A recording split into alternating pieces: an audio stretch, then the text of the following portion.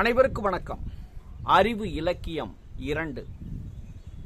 பாட்டி சொன்ன பிறவி ரகசியம். அன்பர்களே, எனக்கு ஒரு 19 வயது இருக்கும்போது நடந்த ஒரு உண்மை சம்பவம். இந்த திருப்பூருக்கு வேலை வாய்ப்பு தேடி நான் திருப்பூருக்கு வருகிறேன். அப்பொழுது ஒரு எங்களுடைய ஊரை சேர்ந்தவருடைய நண்பருடைய வீட்டுக்கு வந்து தங்குகிறேன். அவர்கள் அந்த நண்பருக்கு ஒரு தாய் இருந்தார்கள். அவர் எனக்கு ஒரு ரொம்ப வயதான ஒரு பாட்டி. அந்த பாட்டி தான் எனக்கு தேவைகளை, என்னுடைய உணவு தேவைகளை பூர்த்தி செய்து கொண்டு இருந்தார். அவங்க தான் சமைச்சு கொடுப்பாங்க, அதை தான் நான் சாப்பிடுவேன். அப்படி ஒரு நாள் சாப்பிட்டு கொண்டு இருக்கும் பொழுது ஒரு பக்கத்து காம்பவுண்டில் இருந்து ஒரு பெண் வருகிறாள். அந்த பெண் என்னை பார்த்து இவன் யார் என்று என்னை பார்த்து கேட்கிறாள். அந்த பாட்டி யதார்த்தமாக இவர் வெளியூரிலிருந்து வருகிறார், இந்த சமூகத்தை சேர்ந்தவர் என்று அவர் வெளிப்படையாக சொல்கிறார். அந்த பாட்டி சொல்லிவிட்டு உள்ளே சமையல் கூடத்திற்கு சென்று விடுகிறார். இந்த வந்த பெண் என்னை பார்த்து மேலும் கீழும் பார்த்துவிட்டு, இவனுக்கெல்லாம் உணவு கொடுக்காதே, இவன் அந்த சாதிக்காரன், அந்த மதத்தை சேர்ந்தவனுக்கு உணவு கொடுக்கக்கூடாது, நாம் வெளியேற்ற வேண்டும் என்று மிக கடுமையாக அந்த பெண் பேசுகிறாள்.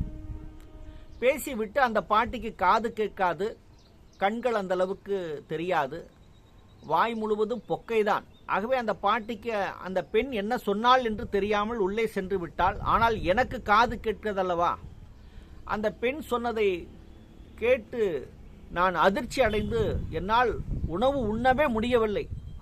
அழுகை வந்து கொண்டே இருந்தது, அழுது கொண்டே இருந்தேன்.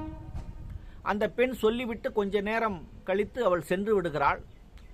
மறு உணவு எடுத்துக்கொண்டு அந்த பாட்டி என் அருகில் வருகிறாள். நான் வெளியில் திண்ணையில் சாப்பிட்டு கொண்டு இருந்தேன். அவள் நான் அழுது கொண்டு இருப்பதை கவனித்து அந்த பாட்டி, ஏன் பாபு, எதற்காக அழுகிறாய் என்று கேட்டாள்.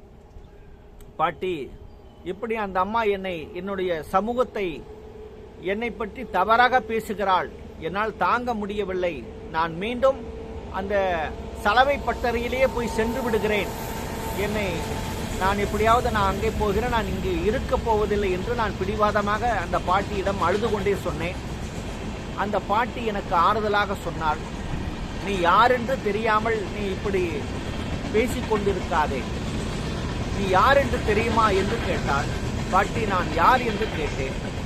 நீ நாராயணுடைய அவதாரம், நான் தினமும் வணங்கி கொண்டிருக்கக்கூடிய நாராயணுடைய அவதாரம் வந்ததாக நினைத்து நான் உனக்கு சமைத்து போட்டு கொண்டிருக்கிறேன். நீ ஏன் இப்படி பிறர் பெண்களை பேசுவதை நினைத்து ஏன் கவலைப்படுகிறாய்? அப்படியெல்லாம் கவலைப்படாதே. இனி திண்ணையில் உனக்கு சோறு இல்லை, இனி தினந்தோறும் என்னோடு சமையல் கட்டிலேயே அமர்ந்து சாப்பிடலாம். எந்த பெண் உன்னை பற்றி பேசினாலும் அதை நான் பார்த்து கொள்கிறேன் என்று அந்த பாட்டி ஆறுதல் சொன்னாள். அந்த பாட்டியிடம் கேட்டேன், பாட்டி, அந்த நாராயணன் என்பது யார் என்று கேட்டேன். அந்த பாட்டி சொன்னாள், ராமரை கேள்விப்பட்டிருக்கிறீரா? ஆம், கேள்விப்பட்டிருக்கிறேன் பாட்டி. கிருஷ்ணரை கேள்விப்பட்டிருக்கிறீரா? ஆம், கேள்விப்பட்டிருக்கிறேன்.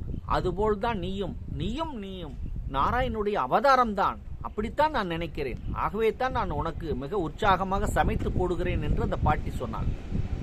எனக்கு வியப்பாக இருந்தது. நம்மை ஒரு மிகப்பெரிய ஒரு அவதார புருஷர்களோடு ஒப்பீடு செய்யக்கூடிய அந்த பாட்டியினுடைய குணத்தை நினைத்து நான் பெருமிதம் அடைகிறேன். என்னவென்று சொன்னால், மதம் கடந்த நிலையில், சாதி கடந்த நிலையில் அந்த பாட்டி என்னுடைய பிறவியினுடைய ரகசியத்தை உடைத்தெறிந்தாள். ஆகவே நீ ஒரு அவதாரமாக உன்னை நினைத்துக்கொள், இந்த சமூகத்திற்கு நல்லதை செய் என்ற ஒரு தன்னம்பிக்கையை அவள் கொடுத்தாள். அது மட்டுமல்ல, எனக்குள் இருக்கக்கூடிய அந்த மத உணர்வு, சாதி உணர்வு அனைத்தும் தூக்கி எறிவதற்கான அந்த மிகப்பெரிய ஞானத்தை அந்த பாட்டியின் மூலம் நான் கற்றுக்கொண்டேன்.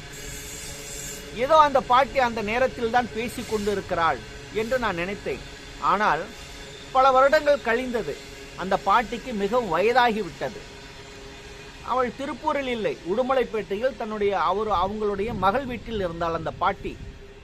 அங்கே சுற்றி இருப்பவர்கள் என்னை பார்க்கும்போது, சந்திக்கும் போது ஒரு விஷயத்தை சொன்னார்கள். பாட்டி ரொம்ப வயதாகிவிட்டது, இறப்பை நோக்கி சென்று கொண்டிருக்கிறாள், ஆகவே நீ ஒரு முறையாவது போய் அந்த பாட்டியை பார்த்துவிட்டு வர வேண்டாமா என்று என்னை கேட்டார்கள். எனக்கு அந்த தகவல் தெரியாது. பாட்டி அந்த நிலையில் இருப்பதை தெரிந்திருந்தால் நான் முதலே ஓடியிருப்பேன். அந்த தகவல் தெரிந்தவுடன் நான் உடனே சென்று அந்த உடுமலைப்பேட்டையில் அவளுடைய மகளுடைய வீட்டில் படுத்த படுக்கையாக இருக்கக்கூடிய பாட்டியை கவனித்தேன். அந்த பாட்டி என்னை கண்டவுடன் மிக உற்சாகமாக எழுந்து உட்கார்கிறாள். இறக்கக்கூடிய தருவாயில் இருக்கக்கூடிய பாட்டி உற்சாகமாக எழுந்து பொழுது என்னுடைய கைகளை பற்றி தன் அருகில் அமர வைத்துக் கொண்டாள். அமர வைத்துக் கொண்டு பாட்டி என் முகத்தை பார்த்து கொண்டே இருந்தாள். தன்னுடைய மகளை, நீ போய் இந்த பாபுக்கு சமையல் செய்து கொண்டு வா போ என்று அவர்களை உள்ளே அனுப்பிவிட்டு விட்டு என் கைகளை பற்றி கொண்டு என் முகத்தை பார்த்து கொண்டு அந்த பாட்டி மரண ஒரு தருவாயில் என்னிடம் பேசுகிறாள். நான் உனக்கு சமைத்து போட்டேன். உன்னை நாராயணனுடைய அவதாரமாக மனதில் எண்ணிக்கொண்டுதான் நான் சமைத்து போட்டேன். நான் ஏதாவது உன்னை தவறாக பேசியிருந்தால், ஏதாவது உன்னை திட்டியிருந்தால் என்னை மன்னித்து விடு பாபு என்று அந்த பாட்டி என்னிடம் மன்னிப்பு கேட்டாள். எனக்கு மனதிலே மிகப்பெரிய ஒரு கலக்கம் ஏற்பட்டது. ஆரம்பத்தில் எப்பயோ நடந்த ஒரு சம்பவம், நம்மை ஒரு இறைவனுடைய அவதாரம் என்று சொன்னக்கூடிய அந்த பாட்டி மரண தருவாயில் இருக்கிறாளே என்று நான் நினைத்து வேதனை அடையும் போது எனக்குள் ஒரு கருத்து தோன்றியது. அந்த பாட்டிக்கு ஏதோ ஒரு சந்தேகம் இருக்கிறது, இறப்பை பற்றிய சந்தேகம். அது எப்படியாவது தெரிந்து கொள்ள வேண்டும் என்று ஆசைப்படுகிறாள். அது யாரிடம் கேட்பது என்று அந்த பாட்டிக்கு தெரியவில்லை. ஆகவே அது என்னிடம் கேட்டு தெரிந்து கொள்ள விரும்புகிறாள் என்பதை நான் உணர்ந்தேன். பாட்டி, நீங்கள் மனதில் எதுவும் நினைத்துக் கொள்ளக்கூடாது. நீங்கள் இறந்து விட்டால் நிச்சயமாக சொல்கிறேன், நீங்கள் தாத்தாவிடம் செல்ல மாட்டீர்கள். மாறாக நீங்கள் வணங்கிய நாராயணிடம், இந்த பிரபஞ்சத்திடமே நீங்கள் சொர்க்கத்தில் சென்று விடுவீர்கள் என்று மிக உற்சாகமாக அந்த பாட்டிக்கு ஆறுதல் சொல்லும் போது அந்த பாட்டியினுடைய முகம் மலர்ந்தது. சிரித்தாள். ஹா ஹா ஹா என்று சிரித்துக்கொண்டு அந்த பாட்டி சொன்னாள், இந்த மரணத்தினுடைய தாத்தா கிட்ட நான் போக மாட்டேன்ல, எப்படியாவது நான் வணங்கிய நாராயண்கிட்ட தானே நான் போவேன் அப்படின்னு சொன்னாள். ஆமா பாட்டி, நாம இது ஒரு கனவு உலகம் மாதிரிதான். நீங்க இறப்ப நினைத்து கவலைப்படாதீர்கள். தூங்குறது போலதான் நாம. நீங்க நாராயணியே நினைச்சு வாழ்ந்ததுனால, சிறு வயதிலிருந்து வாழ்ந்ததுனால, நீங்க இறந்த பிறகு அந்த நாராயணனிடமே நீங்க சென்று விடுவீர்கள். ஒரு கனவுலக வாழ்க்கை, நீங்கள் ஒரு கனவுலக வாழ்க்கையாகத்தான் இருக்கும். இந்த உடல் அழிந்தாலும் இந்த உயிர் அழியாது, நாராயணனிடம் போய் சேரும் என்று உற்சாகமாக அந்த பாட்டிக்கு ஒரு ஆறுதல் சொல்லும் போது அந்த பாட்டி, நீ சொன்னால் சரியாகத்தான் இருக்கும், ஏனென்று சொன்னால் நீ நாராயணனுடைய அவதாரம் என்று அந்த பாட்டி மீண்டும் மீண்டும் என்னை கைகளை பற்றி பேசிக்கொண்டே இருந்தார். எதற்காக சொல்கிறேன் என்று சொன்னால், நான் ஒரு இஸ்லாமிய சமூகத்தை சார்ந்தவனாக இருந்தாலும், அந்த பாட்டி ஒரு இந்து சமூகத்தை சார்ந்தவளாக இருந்தாலும் என்னை எப்படி பார்த்திருக்கிறாள் என்று பாருங்கள். சாதி கடந்து மதம் கடந்து ஒரு நிலையில்தான் அந்த இறை உணர்வு நிலை அந்த பாட்டிக்கு வெளிப்படுகிறது.